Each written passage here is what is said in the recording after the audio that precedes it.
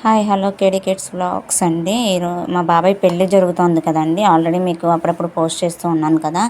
మా పెళ్ళి ఎలా జరుగుతుంది, మా పద్ధతిలో ఎలా చేస్తారు ఏంటి అనేది చెప్తాము. ఫస్ట్ స్టార్టింగ్ అయితే గణపతి పూజ చేశారండి.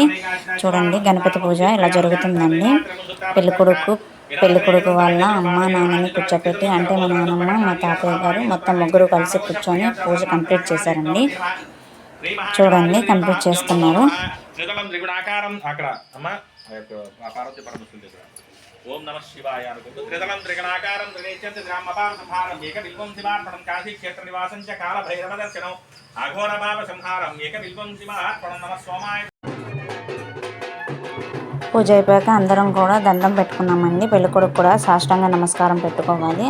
అందరూ దండం పెట్టుకున్నాక పంతులు గారు హారతి అవన్నీ తీసిచ్చారండి. అందరం కళ్ళకి హారతి అద్దుకున్నామండి. చూస్తూ ఉండండి.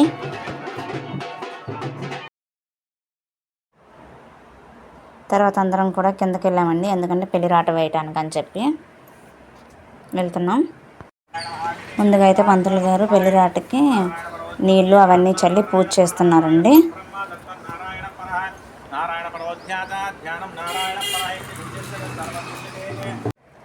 చూడండి, మట్టి నీళ్ళు అన్నీ కూడా వేస్తారు. మట్టి నీళ్ళు ఇసుక అన్నీ కూడా వేస్తూ ఉంటారండి. అది కరెక్ట్గా నుంచోవాలి.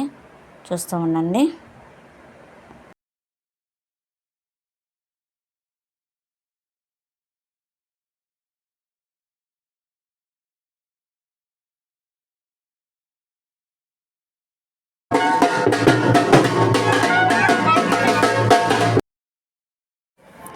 పెళ్లి రాట ముందు పంతులు గారు వీళ్ళందరూ పెళ్లి కొడుకు వీళ్ళందరూ కూడా పూజని చేసి